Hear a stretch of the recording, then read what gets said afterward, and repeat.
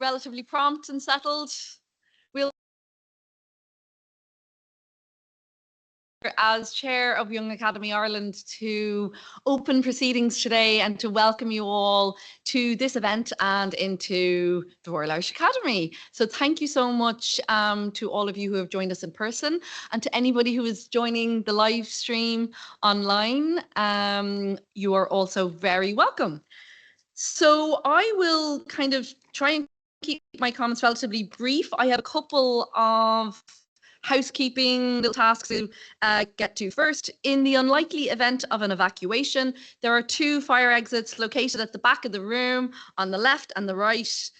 I want to, not resist temptation to be a little bit too like I'm on an airplane, but anyway, we have main one here to my right and the back behind you, and also just remind you to switch all your mobile phones to silent, please, for the duration of the day's proceedings, especially for our live streaming section, which covers kind of the morning part of proceedings today. And Kieran and Karina will take us through all of that in a minute. So as I said, so I am going to talk a little bit about Young Academy Ireland before I pass over to Karina and Kieran to, as I said, to really explain the purposes of the summit today and to walk through the day for us all.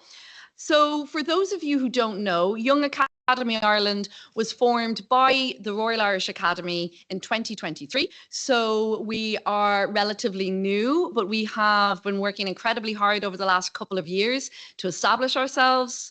And today really marks a key moment in that progress that we've been making. And as I said, to establish ourselves as a voice in this context, especially in relation to providing transdisciplinary expertise for policy makers. So we are working off of currently our strategic plan from I'll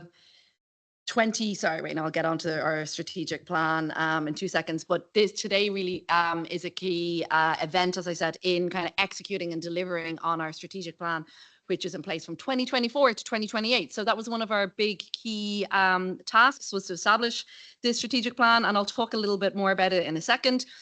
We have a few USPs in Young Academy Ireland. One of them is, like the Royal Irish Academy, we are an all-island organisation. So, so both north and south, and this is something that's going to be brought out in today's proceedings. Also, we are representing and comprised of early career researchers and innovators. So we like to speak to those constituencies, to support researchers who are coming through the system, who are kind of like so-called younger, in inverted commas, than us, and also to provide a ECRI voice in a lot of national and international conversations and research conversations. We currently have about 40 members of our first cohort, and we are going to be recruiting some new members next spring, which is really exciting. And we're part of a growing global network of young academies that share knowledge, support one another, and collaborate on international projects. So you can, if anybody is interested, you can go onto our website to find out more about individual members. What you will see when you go onto the website is that we have members from so many different types of backgrounds, institutional backgrounds, disciplinary backgrounds, and it means that all the work that we've been doing, we don't have to contrive at transdisciplinary collaboration. It's just naturally there. I'm a medieval historian myself. There are no other medieval historians in the academy. So therefore, naturally, everybody who I'm working with on any project or initiative or activity relating to YAI is coming from a different perspective to me, which is excellent. And it just, again, it means that there is natural vibrancy and dynamism in the organization. So as I said, everything we do, even simple meetings and stuff, you're just getting completely different perspectives from different disciplines, primarily from universities all across the country. But of course, we have our members as well from ESRI and HICWA, who are very active in organizing today's proceedings. So as I said, you can go on and you can find out a little bit more about the different backgrounds and disciplines from different Young Academy members on the website. I mentioned our strategic plan earlier. Our mission is to provide a cross-disciplinary platform that can allow early career researchers and innovators to contribute effectively to the development of all island research and cultural life. A key mission for us that underpins and motivates every single thing we do is to work together on major challenges for the benefit of society. And again, as I said earlier, to ensure that ECRIs are represented and actively participate in discussions that address global and national issues. We have identified in that strategic plan 5 grand challenges. So I'll just quickly name them. We have achieving sustainability, creating a fair and inclusive society, securing the future of academia, supporting public involvement and engagement with research, and of course, providing transdisciplinary expertise for public policy. Now, these are necessarily kind of siloed off there, but of course, as we've found in all of our activities, they cross over, and often different events and different initiatives and projects are fulfilling a number of these different grand challenges and pursuing different ones. And of course, today, one of the primary aims is working on providing transdisciplinary expertise for public policy. But of course, by doing that, we are contributing towards creating a fair and inclusive society, ensuring the future of academia, and it is in itself an engagement exercise. So just to, again, just kind of run through very briefly some of the projects that we have in progress and development, and this isn't a complete list. But we ran a narrative CV workshop for ECRIs, and we have this amazing free online toolkit. It's just a lovely, nice, short document that you can access via the website, that researchers from different disciplines can just get some easy kind of guidelines as to how to tackle narrative CVs.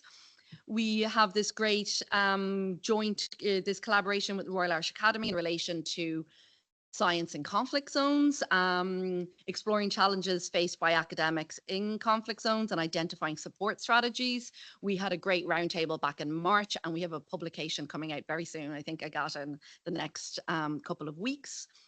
One of our members, Niall, who is here today. We also have Connor and a number of other members who are working on sustainability, and Niall gave a climate lecture in conjunction with German Young Academy. We're also pursuing the Irish language, so bilingual sessions. We've just launched a new project called Scaffold, which is a mentoring program for researchers. And we're also launching a new project called Imagine, which is a project for young people from marginalized communities and young carers to support them on the path to third level education. I mentioned as well that we're part of a global network. I will kind of move swiftly onwards, but of course we are members of the IASAS, Young Academy Science Advice Structure, membership of the Inter-Academy Partnership. We attend the annual meeting of ENYA, which is the European Network of Young Academies. So really, what I'm just trying to express here is that we're not working just on our own. We are working part of these bigger European and global networks, and what we do is very much part of that. And Kieran might talk a little bit about our partnerships in relation to today's event. Just to finish up before I pass over to Kieran and Karina, I would like to talk very briefly about that we are now open for applications for new members. We will be accepting approximately 20 new members in March 2026, and the deadline for these applications is the 26th of September. Anybody who is interested or who knows somebody who is interested, or maybe pass this on to early career researchers and innovators. The eligibility, you can get all the information online, but essentially you need to have a PhD. Other than that, you're kind of self-identifying as an early career researcher. Usually you will have 3 to 12 years of professional experience, and you will serve a 4-year term, which is an active participation term. So active participation in in-person assemblies and meetings, working on projects and initiatives with your co-members. As I said, if you have any questions on that, or if you want to pass on any information to anybody who you think might be interested, please do. I have some information there on the slide. We have an information webinar that we ran about a month ago, and you can actually watch that on YouTube, and that you can email YAI also. So again, I would just like to welcome you to today's event, to thank Kieran and Karina and all the rest of the project team for all the work that they put into today. This, as I said, it's a key statement of positioning ourselves in YAI as part of the conversation, and that ECRI's it's not only just about academics and research, providing expertise to policymakers, but not to forget the ECRI voices and all of those conversations. So thank you, and I'll hand over now to Kieran.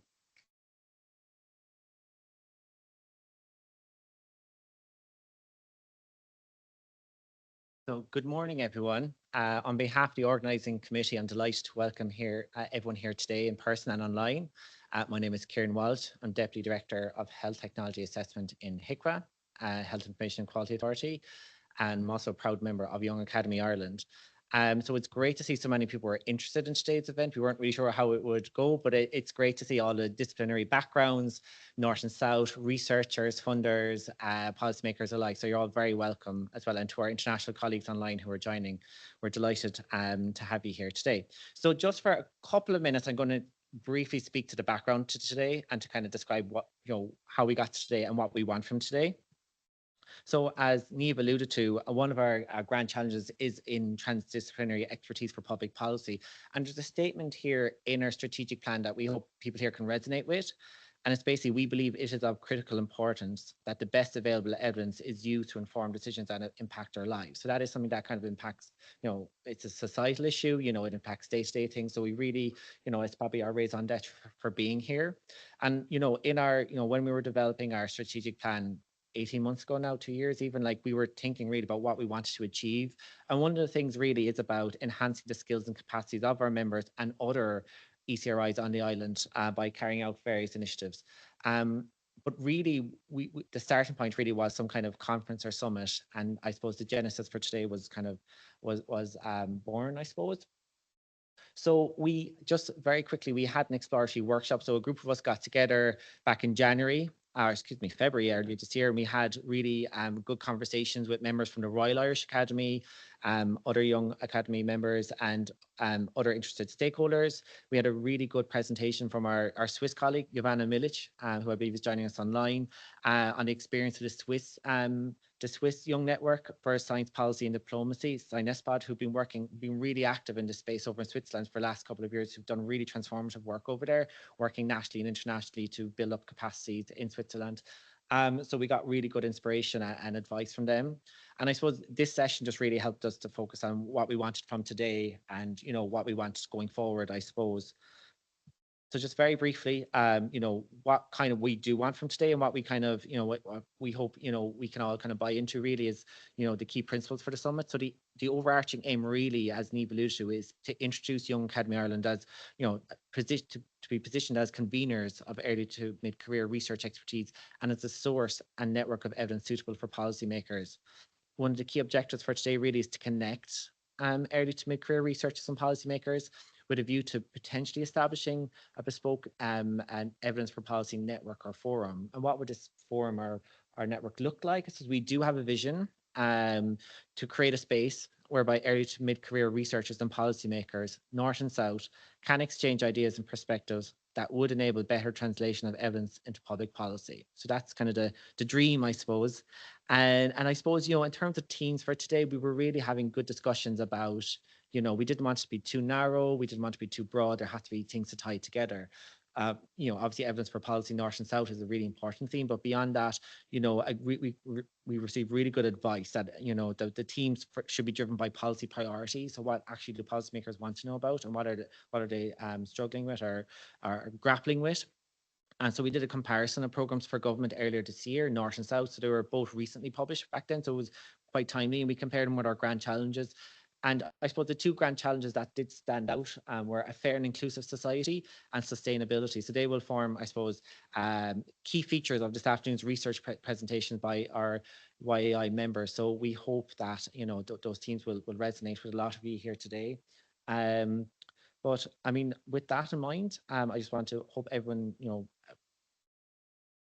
enjoys today and gets something out of it. I'm just going to hand over quickly to my colleague Karina for the final few slides. Thank you.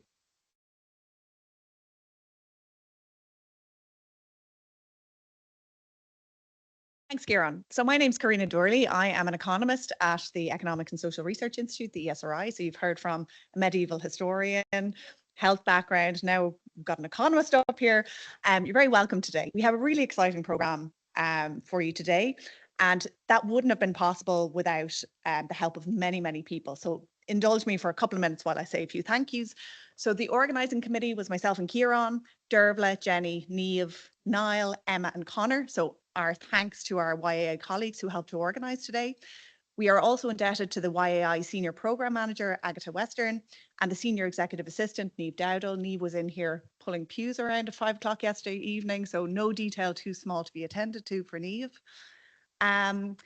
Kieran mentioned we had an exploratory workshop. This was so valuable, and if anyone is considering organising an event like this or something a little bit out of the ordinary that you're not, you know, normally in the business of organising, I would really recommend it. So we are very, very grateful to our colleagues who joined us at that exploratory workshop: Mary Doyle, Siobhan O'Sullivan, Leonora Harty, Sinead Reardon and Giovanna Millick. So really what that workshop helped us do was focus on why we wanted to organise today, what was the purpose and the goal of today, what we wanted to get out of it. And I hope that that sort of reflection will be evident from the proceedings this afternoon.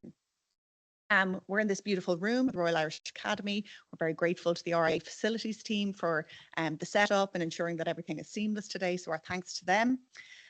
We're also very grateful to our keynote speaker and to our panelists and YA colleagues who are going to speak. I'll talk about them a little bit more when we get to the programme. We are grateful to the Royal Irish Academy for not only for their generous funding, but also for their time. So we really benefit from their mentorship and their encouragement, and we hope that we continue to do so in the future. So our thanks to our Royal Irish Academy colleagues. And finally, to my Young Academy colleagues who are here today and ready to present their policy relevant research, to showcase what they're doing and really to help us build this aspirational bridge between early career research and policy. So our thanks go to them as well. Okay, so this is the programme for today. So we're going to kick off very shortly with our keynote speaker, Professor Michael Sanders. This title really caught my eye as an economist, because obviously a series of non-random observations is the best place to start any research project from. So really looking forward to hearing what Michael has to say about that. We will then have a panel discussion. So we're going to be joined by Dr. Jonathan Dalzell, Professor Sarah Burke, Professor Alan Barrett, Leonora Harty, and the discussion will be moderated by our own Dr. Jenny McMahon, and we're going to discuss the role of early career research and innovators on our shared island. So we'll have lunch then. Lunch will be 1:15 to 2:15. I really encourage you all to come back after lunch. I know it's very tempting to dash off and do all of the busy things that we all have on our plates, but you do not want to miss the YAI research presentations. Okay, we're going to have 6 short, snappy presentations that showcase policy relevant research, that draw out the links between the specific pieces of research that our colleagues have performed and how they impacted or linked with policy. And the topics range from everything from crack cocaine use in Limerick to mental health to energy poverty. It's going to be really, really diverse and multidisciplinary, so please do stick around for that. We'll then have a roundtable discussion chaired by Kieran, where we're going to try and draw out the next steps here. So what do we want to get from this event after it ends today? Where are we going from here? And then Dr. Emma Farrell, who's down the back taking notes, is our rapporteur for today. She will give some closing remarks. Okay, we'll have a networking event straight afterwards, so please do stick around to continue your important conversations over a drink. And just before I introduce our keynote speaker, I'd like you to just take a look at the questions we have up here. We're going to discuss these during the roundtable later on today. So I'm hoping that these will just marinate for the rest of the day, and we'll have plenty to reflect on later on. So first of all, what does an ideal evidence to policy ecosystem look like? And please come at that from your own perspective. So whether you're an early career researcher, whether you're involved in policy, whether you're involved in research management and funding, what does it look like to you? And then how can we reimagine the roles of early career researchers and innovators, policymakers and communities to make it a reality? So are there barriers that we should be tackling? Are there opportunities that we're not seizing? Things like that. So hopefully you can reflect on those a little bit over the course of the day. So without further ado, let me introduce our keynote speaker. So we are joined today by Professor Michael Sanders. Michael is a professor of public policy and a director of the School for Government at King's College London.